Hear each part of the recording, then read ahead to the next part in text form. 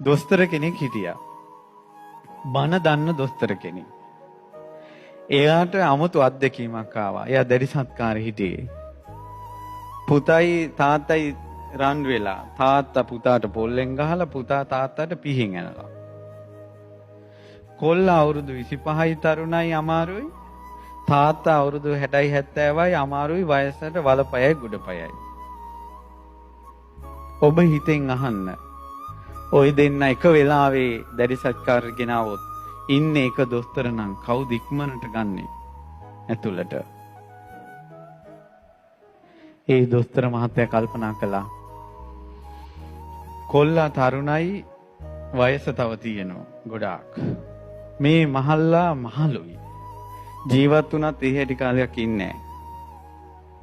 තරුණ ජීවිතේ වටින්නේ. එනමුත් මේ තාත්තා මැරුණොත් මේ කොල්ලා කල්පයක් නිරේ. මම මේ තාත්තා ඉස්සලා බේරගත්තොත් මේ දරුවත් බේරෙනවා තාත්තත් බේරෙනවා. ඉක්මනට තාත්තා ගත්ත ඇතුළට. ඔහු එසේ කළා. පස්සේ පුතා ගත දෙන්නම බේරගත්තා. ඒ දොස්තර මහත්තයා කවදා හරි නිවන් දකෙයි. ඒ හිතපු විදිහට කවදා හරි.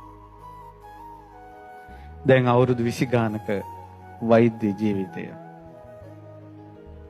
ඔහු කවදා හරි සිවුරක් නොදාමාට ඔහු කවදා හරි සැනසෙයි. ධර්මයේ දන්නා නිසා. මනුස්ස ජීවිතේ වටිනවා.